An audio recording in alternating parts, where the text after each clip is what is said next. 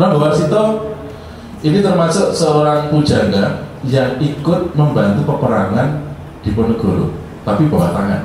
Karena ketika itu Keraton Solo pun Kasunanan, Warsito itu kan dari Kasunanan, pujangganya Kasunanan Surakarta. Sedang di Ponegoro putra dari Hamengkubuwono Kasunanan Jogja. Ini melawan Belanda. Ketika itu di zaman Pakubuwono ke-6 di Solo, itu ikut membantu peperangan di Ponegoro di bawah tangan. Ya. Nah, cara membantu kalau disuruh memerangi karena mereka menjadi sekutu kolonial ketika itu, seolah diperangi habis-habisan, gitu. Bahkan di balik itu memberi bantuan logistik kepada prajurit di Ponegoro. Sampai akhirnya ini ketahuan oleh Belanda. Salah satu penyebab ketahuan adalah seorang juru tulisnya, yaitu Ngabei Panjang Suworo. Itu adalah bapaknya Raden Ngabei Ronggowarsito ini. Ngabei Panjang Suworo inilah berikutnya dibawa ke Batavia untuk diinterogasi, dicari data-datanya, akhirnya konangan. Dan habis itu konon ada yang mengatakan agar bikin panas orang yang di Solo, orang dikai panganan enak-enak. Dan habis itu Pakubuwono karena ditangkap, diselong, dibuat, dilepas jabatannya, gitu. Nah, Pak Ngabei Panjang Suworo ini tidak balik ke Solo, tidak jelas ceritanya. Nah, ternyata ada yang mengabarkan bahwa beliau itu disiksa oleh Belanda, dikorek informasinya tentang proses bantuan-bantuan logistik yang diberikan oleh Pakubuwono kepada Diponegoro ini. Ada yang mengatakan beliau tewas, tapi yang jelas tidak kembali ke Solo. Nah, Raden Ngabei Ronggowarsito III ini, Raden Ngabei Panjang Suworo ini adalah Raden Ngabei Ronggowarsito II. Sedang Bagus Burhan itu Raden Ngabei Ronggowarsito III yang terkenal sebagai pujangga itu adalah Raden Ngabei Ronggowarsito III ini, gitu. Nah, ternyata beliau punya nama lain dalam konteks di kerajaan itu disebut Yosodipuro. Maka saya berpikir kayak itu, mbahnya itu namanya Yosodipuro I, bapaknya Yosodipuro II, Ronggowarsito berarti Yosodipuro III. Nah, konon yang tidak balik ke Solo adalah Yosodipuro II ini. Kemarin saya agak penasaran ketika Mas Ibut buka-buka di makam Sapuro ya. Lah makam Sapuro jadi ono Yosodipuro. Apakah ini bagian dari itu? Maka ini saya dari hipotesa, apakah ini yang tidak balik ke Solo itu, gitu, sebagai pembantu perjuangan di Ponegoro? Karena dia juga kemudian balik ke Solo, karena Pak Solo habis dikuasai oleh Belanda lagi, karena ratunya Pak diselong, pendukungnya itu diselong, dan pelindungnya itu. Ini Ronggowarsito tetap bisa diamankan, cuma berikutnya Ronggowarsito muncul fitnah, muncul apa? Perbedaan pendapat dengan anaknya Pakubuwono ke-6. Dikiranya Ngabei Panjang Suworo ini berkhianat sehingga bapaknya diselong. Putra dari Pakubuwono ke-6 ini yang berikutnya nanti kelak bertahta menjadi Pakubuwono 9 setelah dewasa, gitu. Dan habis itu di era Pakubuwono 9 inilah konon Ronggowarsito ini diperlakukan dengan tidak nyaman lah, gitu. Sampai akhirnya muncul konon istilah dia dihukum mati, sehingga tahu kapan meninggalnya di dalam ramalan itu, gitu loh. Tapi orang Solo ngertinya, oh ini Warsito, ngerti ramalan, gitu. Tapi ada yang mengatakan dia ngerti baik karena ditetapkan kapan mati nih, gitu. Ada yang mengatakan gitu. Nah, ini di era Ronggowarsito inilah berita-berita tentang zaman edan, sing ora edan, ora keduman, gitu kan. Ning saat bojo-bojo wong edan, iki sing eling man Sportu, gitu. Itu terkenal sekali. Dan di era ini Jaka Jayabaya juga muncul untuk memblok up sebuah semangat sosial masyarakat untuk hadirnya seorang Ratu Adil. Nah, ini menjadi sebuah tradisi klasik dalam sebuah masyarakat dimanapun ya, bukan hanya di Jawa ya, di Eropa pun juga mengalami proses seperti itu. Adanya seorang tokoh yang nanti akan menjadi penyelesai, gitu. Kalau di kita ada namanya Ratu Adil itu.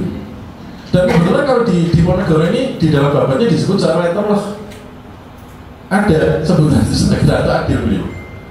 Ini berkait ketika beliau tertirah di dalam setiap prosesi spiritnya sudah ada panjongko, gitu.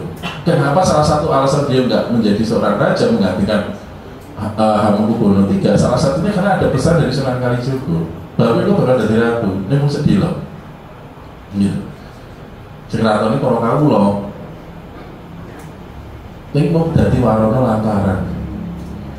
Nah, jenengmu perubahan. Jadi beliau itu punya tradisi ketika di usia 20 tahun Pangeran Diponegoro itu punya tradisi setiap para pangeran di keraton itu punya tradisi untuk tertirah ke para leluhur, salah satunya ke para Kusumo, para Trites dan itu Gua Langse itu.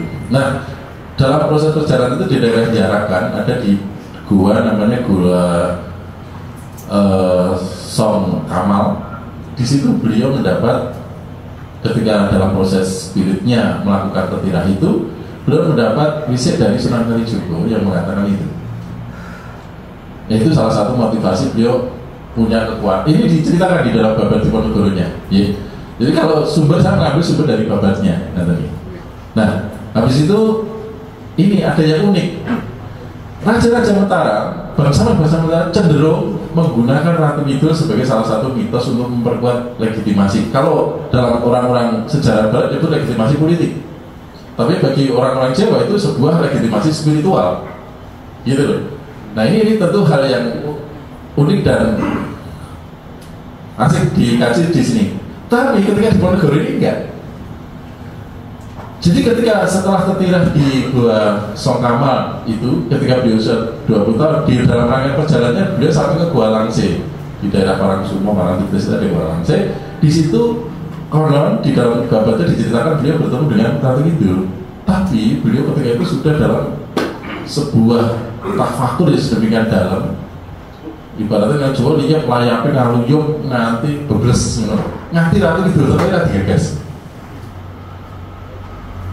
Ceritanya gitu. Kalau dulu, kalau raja, kalau Ratu Kidul sebuah anugerah kan gitu kan, ini akan mendapat bantuan. Dan konon Panembahan Senopati pun memenangkan perang atas pajak, salah satunya dalam mitologinya disebut atas bantuan pasukan Ratu Kidul.